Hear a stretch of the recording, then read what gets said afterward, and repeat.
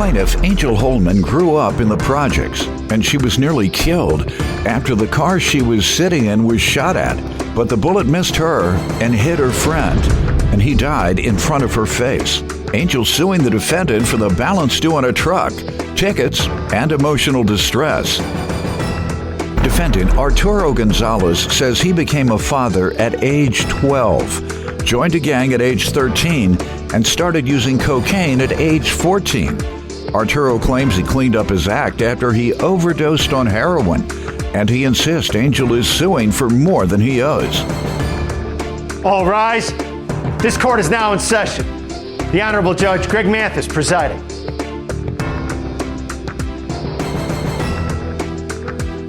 You may now be seated. Start with you. I came from the low end, 39 IDB Wells, you know.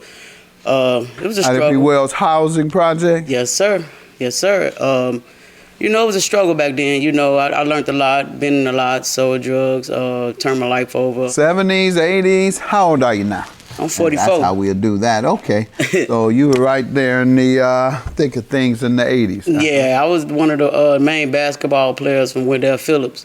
From Doolittle to Wendell Phillips, point guard. It was a pretty, you know, I could say back then to now, I had it good.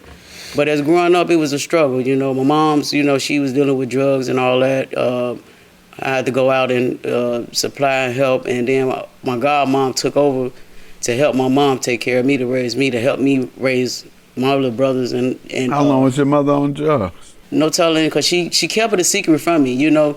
And I found out about it. And I can't say, like, I put a number on it or a year on it. You know what I'm saying? When I found out, that's when I took in heed. You took what? Took in heed and to take over, to, you know, be the bigger person. The lead, okay. You know? I'm sorry. So, in the midst of all that, I done missed death from about 2 or 3 times. I was in a car, shot up, all that. It ain't like I was in a gang. What's going on with the shootout? Gang rival, mistaken identity, and all crazy stuff. You weren't involved in gang? No. Good. It was one of, you know, it was a close friend. You know, I saw him die right in front of my face. The bullet missed me by an inch and hit him. You know, so it wound up, you know, it put a strain on me.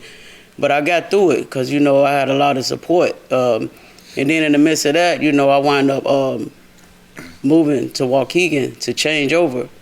Then I'll start selling. How old were you when you moved there? 1992, approximately. That's when I moved. Were you 18? Yeah. Okay. Yeah. So you moved there. How'd that go? It was pretty good. I wound up trying to scapegoat, try to sell drugs, you know, crack rock at the same time. Didn't work out for me. Wound up spending a little time in jail. So I didn't work out for you? No, it didn't work out. Why? It usually does. No, it don't work out to certain people. Yes, it do. No. Everybody sell drugs. It usually works out for them. And you the only one that got caught. They wound up in front of you then. Don't work out for anyone. No, it don't work out, you know. Keep going. It's the chosen ones, I guess. I wasn't chosen, so. So with that, 90-day wonders. Yeah, you know. So you know, it's like a mishap. You know, I just try to, you know, my family look up to me. I'm like the big role model. Because your success, I guess, in school and you know, achievements. You know, they look up to me. You know, and I try to, you know, keep that. Respect, you know. And I got a good heart. You know, I give people chances. Too many chances. That's probably why we're here. Yes, sir. Let me hear from you, sir. Give me some background. All right. Well, Your Honor, I mean, also, you know, I came back from, you know, I grew up with a good family and whatnot, but it wasn't until I was 12 when I had my first kid. 13, I joined the gang. You had a child? At 12. How old was the young lady? 12. All right. So, you know, at 13, joined the gang. At 14, started doing drugs. Fast forward until I was weed or something? Cocaine, heroin. I mean, no, cocaine, weed. What I started years doing were heroin. those? In 92, 94. All right. And then from there, in my 20s, I started doing heroin. Who goes from ha to nodding? Those are two different highs. You didn't know what you wanted to get high off of. You're right. You wanted to be high. There you go. I wanted to be high. You know, I wanted to mask my pains. That's it. Right. That's what I'm about to ask. Did you go through some trauma in your life early on? Yeah. Like what? Being shot at, being ran over, being thrown off a balcony, being try to get it to a lot of Understood. No, and I'm glad you mentioned that as a source of trauma, because a lot of people don't understand that living in a crime and drug infested neighborhood is trauma. Yeah. And you suffer from PTSD, and so a lot of people do what you do. Right. And what you did, turn to drugs to mask the pain. Correct. Of fear, of poverty, of all the other things that go along with living in a crime and drug infested area. So good to hear you bring that out. Tried to sell drugs, crack rock at the same time. Didn't work out for me. Wound up spending a little time in jail. So Didn't work out for you? No, it didn't work out. Why? It usually does. No, it don't work out to certain people. Yes, it do. No. Everybody that sells drugs, it usually works out for them. And you the only one that got caught.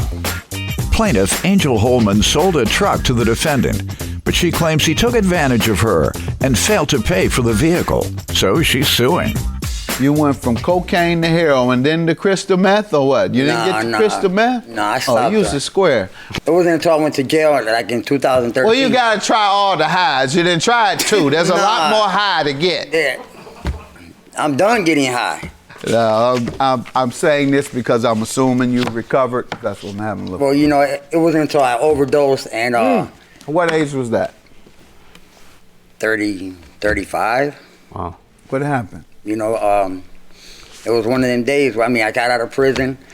Nothing was going right again. I thought, I was clean for 2 years. Couldn't get a job. I just, blamed the world. You know what I'm saying? Never blame myself. It was always somebody else. But then You get drug rehab in prison? No. And then So instead of spending the taxpayers' money for you to go to prison and get rehab, they just lock you up, no rehab, no treatment, you come back home, and you do the same thing. That's essentially what happened. No. That makes no sense. So thanks for making that point. So you OD, then what? Did you change then? Yes, I did. How? I started going to meetings. Got There my you go. sponsor. NA meetings? Excuse me? NA meetings. AANNA. Okay. It didn't matter what it was as long as I went to a meeting because I That's had right. to keep my mind in. Good. That's right. That's right. That's right. I applaud you, and that's what recovery is all about. And we continue fighting, and the number one way to fight is NA groups. Let's hear about this truck you're suing him for on the 700. I learned of him of a mutual friend, my mechanic actually. Mm-hmm. He called me up and said somebody wanted to buy my truck. I'm like, yeah, okay. He like, what you want for? I said 25. So he's like, okay. He shoot me his number, gave me his number, whatever. We, talked. He came, looked at it, him and his mom. That's how he whined me. That's how he got what he, did what he did. I don't know. Him and his mom probably was pampering up to get me. But that's what I felt, because he took my kindness for really weakness. And so he came, he, gave me half. You don't come across like that, so I believe he was confused, wasn't he? Yeah, about your weakness. Yeah, he was stunned. He was surprised. Somebody take you for weak, they gonna get a surprise. You seem like you have a little edge to you over there. I changed. Okay. Thank for that man up there, and thank for my grandkids and my kids. I changed. He's blessed today. You look like you'd take a head off. So you say he's blessed today. He's blessed today. He's blessed. I was thinking all type of stuff, but I said at the end of the day, I won't be in front of you. I'll probably be in front of another judge. Plead my case. Yeah, thank you for bringing him here. But I was being kind, because he threw me that story out there. I was living in my truck, my car for such and such, and I'm looking for a job, and woo. Now remind you, I threw out that I got a job offer for you too, wireless forklift job. Threw that out there. Gave him a week or so to get the place because he was funning about the money, woo, and the whole time he getting the money from his I'm doing that because I be trying to do that sometime when I'm in the hood trying to relate everything. I messed that up. So let me practice. Woo, woo, woo, woo, woo. No, that ain't how you whoop-de-whoop. I be messing it up saying whoop-de-whoop. I think they used to say whoop-de-whoop back in the day, whoop-de-whoop, but now they say woo-woo-woo. Right. Go ahead. So what? You try to give him a chance because you knew he needed everything and whoop-de-whoop. Yeah, I was, being there, like, I got a heart, and he took it for weakness to me, and I asked him, like, you sure you're going to be able to do this? He like, yeah. The whole time he's saying, yeah, doing his mom, like, so he was juicing both of us. Right. Me, I messed up. Yes, I did. Leaving my plates on there, trusting him. Yes, I did. That was my fault. When did he say he would pay you? Within that week. All right, sir, what do you want to tell me about the balance due on the truck? You heard what she said. She said that you never paid. She was trying to be nice to you. Whoop-de-whoop, woo-woo-woo. Well, no, as far as the balance, Your Honor, I mean, $2,500, correct. When I came, I gave her, I think, like $1,800. I told her, give me a week, correct, but she kept the truck. I came back and I paid her I was $100 short for the $2,500, and she's like, all right, go ahead, she'll give me a break, because the job that she told me about, I went, made an application, they did an interview, whatnot, I had a start date, and she said it's going to be a couple of weeks before you get paid. I'll wait before that. The day I was supposed to go to work, whatnot, well, I had my sciatic nerve, I got all messed up where I couldn't work, and so that's where everything went downhill. I'm wrong, because I took time. You're right. You gave me 25? You gave me 24? 24. You sure? Positive. You lying. You say he gave you 23? Yeah, total? you ain't gave me. He gave me what? 22. Actually. Right or wrong? Sir? Okay then. All right, come on, keep going, come on. Okay. He gave you a pass already. Oh, right. Okay. Changed Maybe her I'm life off. around. Don't flip it back to the old days, Doc. Why? We wouldn't even be here if you would have just gave my license plate. Exactly. Okay, Your Honor. That bass out your voice don't. No. You're right. I had to calm down. Excuse me for calling you baby, but tell him that strength. All that strength ain't nothing with her. Go ahead. Your Honor, she's right. I should have just gave her plates back. We wouldn't have been in this situation. You're talking right now. You went from cocaine to heroin, then to crystal meth, or what? You didn't get to crystal meth? No, I stopped. You was the square. It wasn't until I went to jail like in 2013. Well, you gotta try all the highs. You didn't try it too. There's a lot more high to get. Yeah. Plaintiff Angel Holman sold a truck to the defendant, but she claims he took advantage of her and failed to pay for the vehicle, so she's suing. See how he changed up when you gram him? Unfortunately, that's what we have to do. I know, right? We have to go back to our old days. Because he was just the 9 in line. Yeah, like and quick. the time you did like that, you say, what? Look here. Time you start doing that, you see how quick that changed? I'm guilty. I should have done it.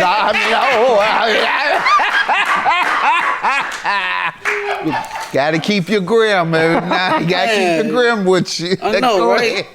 She trim you down and you change that story. All right, so go ahead, sir. You believe you owe that. Now let me hear about the tickets. He got 2 light tickets. I guess not making a complete stop. That's $100 each ticket. Hey, what do you say to the tickets? I take responsibility. I bet. I bet you do. All right, and the emotional distress, what's that for? You don't have no tough as you are. You I am. getting emotional distress. What's the emotional distress for? I got to pay Lake County. And I'm going to grant you the money to pay them. And that would be $400 is your judgment. Have a good day. You shouldn't do that to people who give you a chance. I threw it out there. We shook on it too, didn't we? Yeah, we did. I looked you dead in your eyes. I said, I'm going to trust you. And that second time I wrote that letter, what'd I tell you? I don't want no letter. I'm going to take your word for it, then. Yeah, you're right. That's it, that's all. The Lord going to take care of the rest for me. Just stop treating your mama like that, though. You right? Plaintiff Paris Williams works at a youth center on the south side of Chicago, and that's where she met the defendant's 16-year-old daughter. Paris claims she and the defendant's daughter became close until she took Paris's car without permission and damaged it. She's suing for the damages. Defendant Tina Hart and her daughter Kaya say Kaya met Paris at the after-school program at the rec center, and the two of them were extremely close. Tina claims she was willing to pay for the damages, but the estimates didn't clarify what they were for, so she refused to pay anything. Start with you.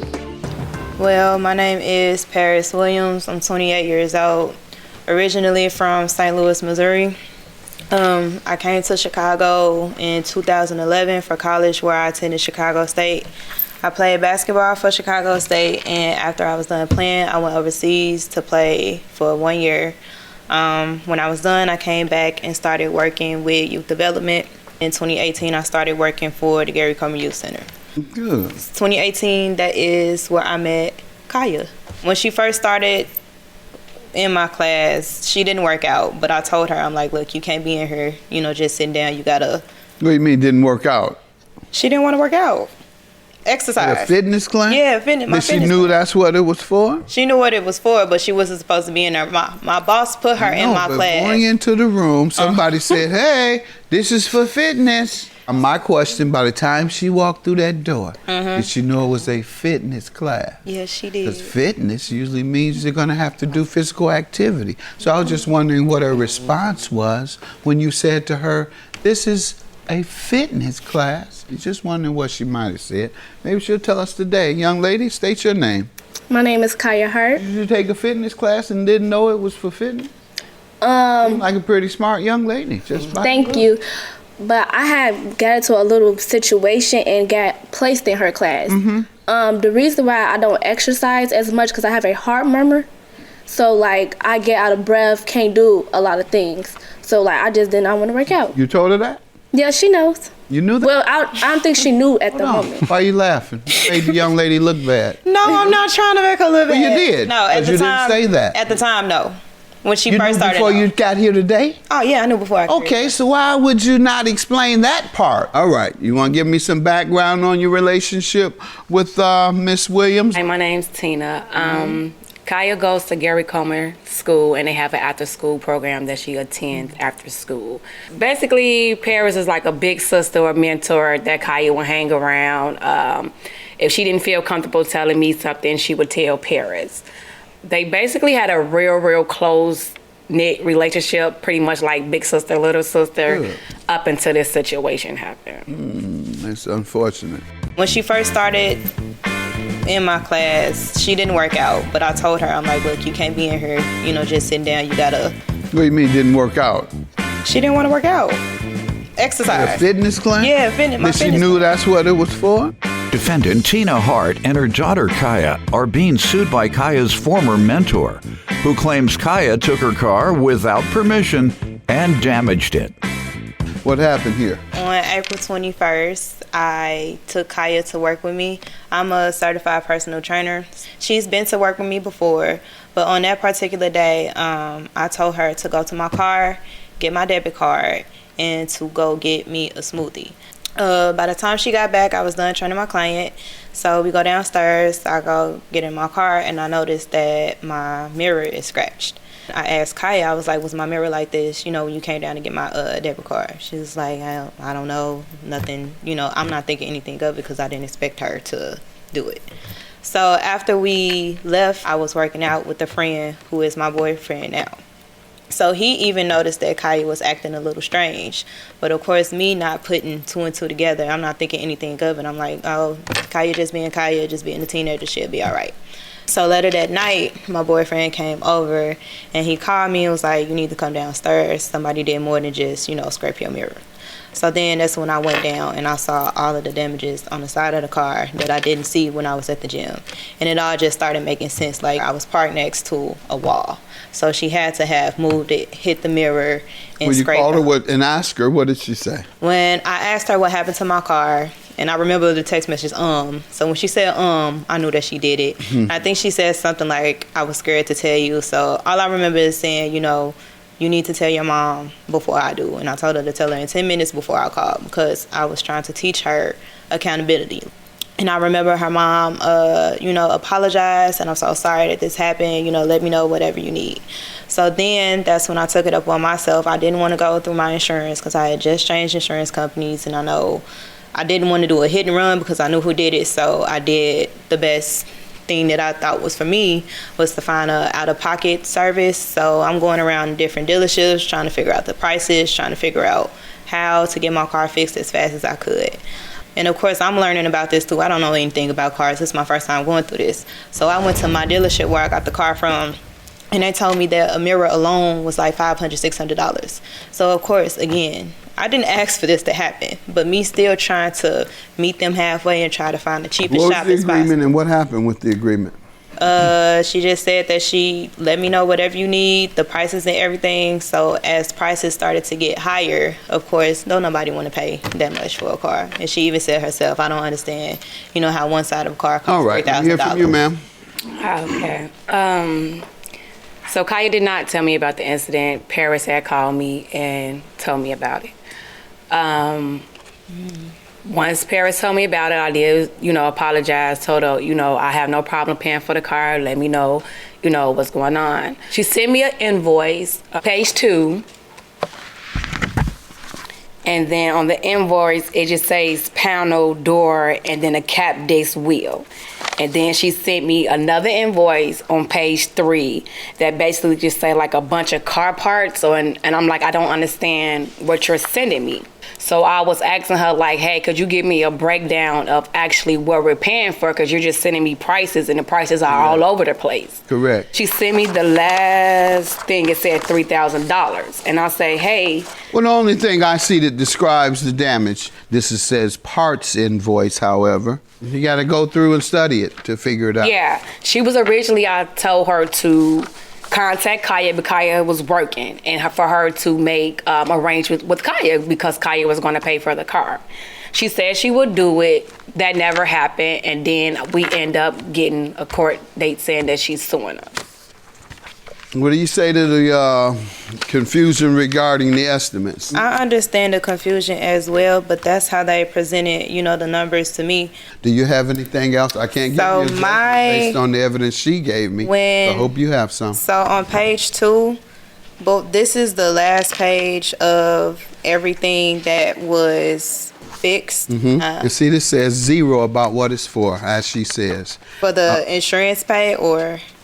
The last page you made reference to, the one you told me to look at. Page 2? Page 2. So that was 0 about explanation about what these estimates are for. The estimates was for the parts, the body labor. The parts, which was $585, and then the body labor, you multiplied it by the hour and the price by the hour, which that came out to $1,122. And then the paint labor, and then the paint supplies. And that's how you got that total of the $2,992. The only thing I see that describes anything about a vehicle says note SV with continuously variable transmission. Defendant Tina Hart and her daughter Kaya are being sued by Kaya's former mentor, who claims Kaya took her car without permission and damaged it. I see where she's unclear. Do you have any other estimates? You only gave her the one estimate? And then on page 3, I had to take the car back to the shop. Something was wrong with the sensor, which made my check engine light come on. So again, like I said, I'm new to this. When he explained it, he said when she hit the side of the door, it knocked something off. So that was the amount for when I had to take it back from when she hit the door. So it all tied into when they didn't catch it the first time. Swiping the door you have to replace a sensor? It was right on the edge. That's what he said. So when she hit it, I didn't understand it. So that's what he said. That's the reason why it happened. Because again, I didn't have any of these problems until. This is her defense, is that she doesn't understand what you're asking, and that's my statement too. Only thing this page says is continuously variable transmission, gasoline sequential. And then a total. Parts, body, paint. It doesn't even have your car on. It doesn't even describe your car.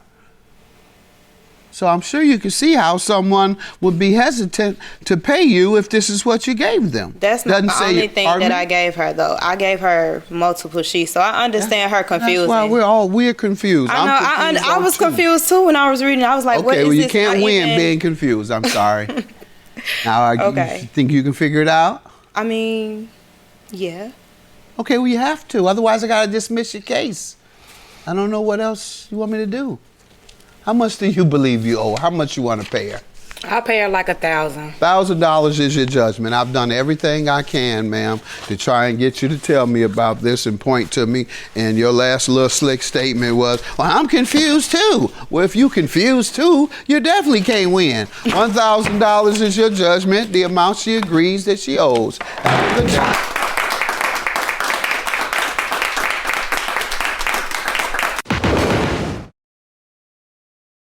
Plaintiff Johnny Rodriguez started building custom cars at a young age, and he recently paid the defendant $2,000 to paint and do some body work on his vehicle. However, Johnny claims the defendant ended up damaging his car, so he's suing. Defendant Todd Pellegrino says he's owned his own body shop since 2010 and has never had anything but glowing reviews from his customers. Todd insists he did the work Johnny paid him to do. Start with you. Your Honor, my name is Johnny Rodriguez. I'm a custom car builder. I'm an iron worker by trade. I've been doing this since I was very young, 9 years old. I worked in my dad's body shop, and I kind of took it from there. I took it a step further, and I started building custom cars very young. What happened was I needed someone to finish a car that I had purchased in California. So what I did is I was on Facebook and I saw an ad that he had put out there. So I went ahead and contacted him that I needed to get this car done. Get what done? The body work done. I need to get the body work done to get it painted. So I sent him some pictures and we agreed, okay, I'm gonna bring you the car. So I brought him the car. So when I got there, immediately I started having second thoughts. Why did you begin to have second thoughts after meeting him? Because honestly, his appearance and the way that he was acting kind of at the time, I got the idea that maybe he was kind of tweaked out. Maybe, something was going on. But I overlooked all that and I went ahead and commissioned him to do it after we discussed what needed to get done. Okay, let me get some background from him, sir. I went to auto body school and graduated in 1983. After that, owned a landscape business for 20 years. I opened up this body shop after the landscaping business. When? 2010. Mm-hmm. Never had any problems. I have a long portfolio of cars and customers and pictures and just a lot of references, good references. Okay, and when you met with him the first time, he did ask you any questions that might have appeared he was skeptical of your work? Well, first of all, the skepticism is on my side because he wanted to bring the car into the shop. It was 9 o'clock at night on a Friday. You think he was smoking crack? Well, sir, we'll get to that. I wouldn't say that he was smoking crack, but the thing of it was... He said it seemed like you were. I'm not here to make myself look any better. I just want to tell the truth. Well, you have. All right. Well, you don't want to make yourself look better. You're a crackhead then. Because we're coming to his car. At that time, I smelled alcohol on him. I said, "Are you drinking?" He's like, "Yeah, a little bit." Also, he contacted me under a false name on social media. So his name didn't match his real name. Okay. Let me get back to him on the details. Did you come at Friday, 9 p.m. with alcohol on your breath? The alcohol, I don't know what he's talking about. Okay. Did you give him a false name on the internet? On the internet, yeah. I said it's still there. I never use because I'm buying and selling. Good enough. So, all right. Go ahead. So anyways, I take the car there. We talked about what needed to get done. At the same time, I'm telling him this is what I do. I've been issued a Lowrider magazine in 2005, not for my cars, but for my work. I also get commissioned to do high-end cars. I needed to get this car done because I told him I'm building the motor for this car. I don't just do paint, I do everything from top to bottom. Well, anyways, I drop the car off. I give him the money. He gives me an invoice. What did you request to be done? Bodywork and paint. Yeah, pretty much. The entire car? The entire car. Okay. The $2,000 was to get the bodywork done and get it on primer, so it would be ready for paint. Okay? And that's where on the invoice it says all bodywork. It says it right on the invoice. But we discussed what needed to get done. And that's the only reason I would even hand you that amount of money. Defendant Todd Pellegrino was paid $2,000 to work on the plaintiff's car. But the plaintiff is suing because he claims Todd ended up damaging his vehicle. But what did he fail to do? Pretty much everything. Pretty much everything. He shot primer on top of a car that wasn't prepped for primer. He completely overlooked to take off any type of trim that was on the vehicle and put overspray on a lot of the trim because it wasn't done properly. When I go over there, the car was covered in newspaper, which as a professional, I don't use newspaper. There's rolls that you buy. He got mad because I was criticizing his compressor, that it's something that you would use for a child to put air in his tire, in his bicycle's tire or a ball or something. This car, when I got there, still had the pinstriping on the car, and he applied primer over that. He applied primer over raw body filler that was never even sanded, which is a mess. To me, that's a mess. That's a waste of material and time. When you mentioned all these things to him, what did he say? He got mad. And said what? He got mad. He sent me text messages saying that if I was going to... No, when you were with him, I'm sure you were able to point to those things. I pointed to those things. What was he saying? And the first thing that he says, oh, you never mentioned that. And that's not true. That's not true at all. So what I did, Your Honor, just to make things right and get the car done, within 45 minutes, I removed the bumpers and all the trim and put everything in my car. As I'm taking my tools out and putting them on my tailgate, he's looking at the tools and saying, oh, you got all that stuff. This is the stuff you're supposed to have. Because if you're a professional, you carry all this stuff, especially if you're going to do a job, you're going to do it right. So what was his response? Nothing, pretty much. I went ahead and took everything, and then he sends me a text message later and says, well, if you're going to be wrenching or doing anything on that car, it's one thing to criticize my tools and my equipment, but you know what? I think it's time to go. And I said, you know what? No problem. Just deduct the amount that you think is justifiable for what you did and give me the rest of my money. How much did he determine that might have? Nothing. He never sent me no message, no nothing. The car was rolled out into the street. The police put an orange sticker on it to have it towed because it had fictitious plates from Illinois, which I have with me. Okay, sir? Just a rebuttal to his information. The shop is fully equipped. Every tool available, lights, everything you would need to do the car professionally. Any primer that was used to cover any imperfections would be used as a filler. At that point, he only saw the car halfway done or so. So when you come into the shop and you try to criticize what's going on at that point, it's kind of hard. So when he delivered the car, it was really a mess, worse than any other cars. It had glue from a vinyl top all over. So the pictures will explain them to themselves, page 1. It had glue on the top, on the trunk, page 2, on the hood, paint remover just thrown all over the car. You saw that before giving him the estimate? Yes. I agreed to all that. And that was all the body work. And you agreed to paint and prime the entire car? Yes, sir. All the body work on the entire car? Yes, sir. Okay, so what stopped you from doing that? Well, at that point, we have some other pictures. What are those pictures regarding? Just the 2 before pictures and after. So then page 3 and page 5. The after pictures you have after? Sure. What page are those? Page 3, 5, 8, and 9. I can just determine from there. 3? Yes, sir. Looks like you were in the process. And what else? Page 5 is actually a repaired area of the bad trunk that was shown originally on page 1. That's 5. What else? Page 8 would be the whole hood sanded down completely, all the glue and. And you showed him all this when he came? Oh yeah, he was there. So he called me. He wants to stop by. So we're 2-3 weeks into the job. He gave me some money. I'm a friendly person. You can stop by. I'm not going to try and hide you from your car or anything. I know it's your baby. I take care of it. There's cameras everywhere. A well secure place. So he comes to the shop at that time, pulls up, unloads like tools all over the place. Right? Comes into the shop. and proceeds to work alongside of us in the shop. Doing what?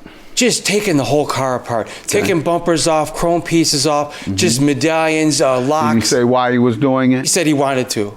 He didn't say, there was no reason why. He just wanted, technically, if you do that to the car, you will expose more problems. You're disrupting the repair. Right, so then the repair price would go up because it's not in the contract that we're going to. So what did you tell him, knowing all this? I said it was okay. I'm okay with it. I was okay with it. Okay. He even unveiled more work, another week's worth of work under all that chrome, and was 40 years worth of rust and dirt. So we took care of all of that, right? So in the meantime, the contract despicably says, you have to supply the paint.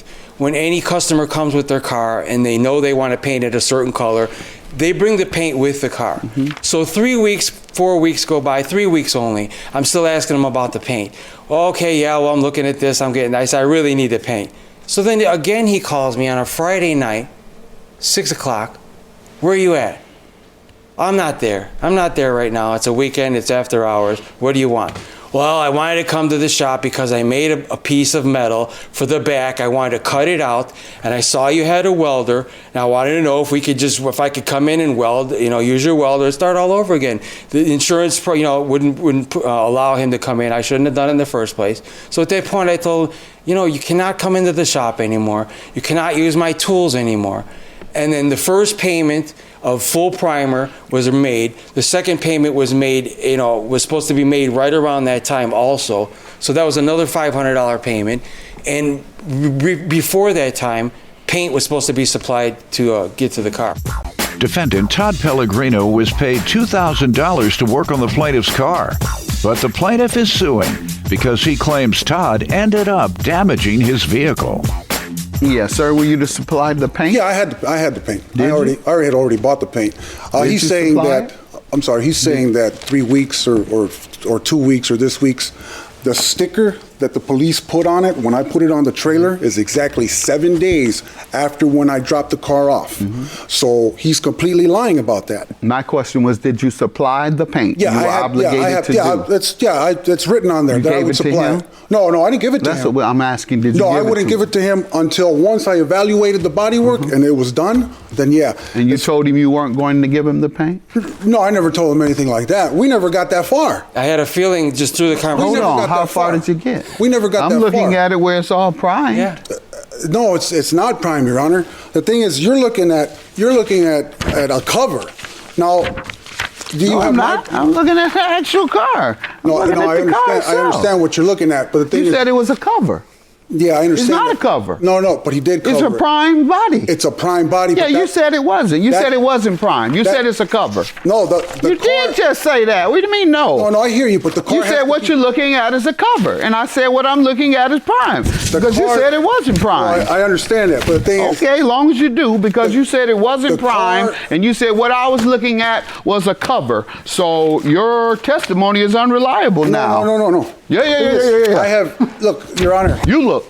Listen, you listen. The car needs to be. Your claim is dismissed. You misled me. That's not what I saw. You told me I was looking at a cover and that it had not been primed. I looked at it. I saw a cover. I saw it fully primed. You did not provide him with the paint by your own admission. That's why it could only be primed. Have a good day.